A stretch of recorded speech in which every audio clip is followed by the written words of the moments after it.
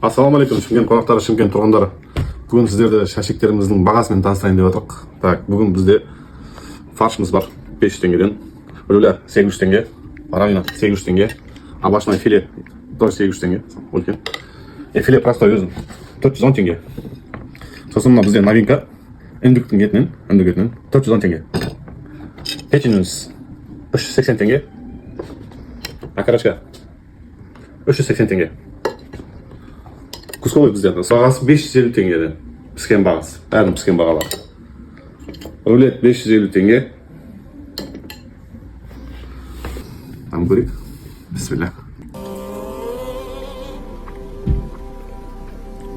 Сочный прям. Әдемі. Там больше завод деп. Кусковой.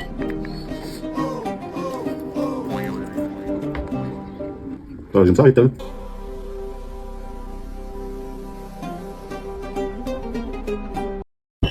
Дәмін көрдік, жақсы, керемет.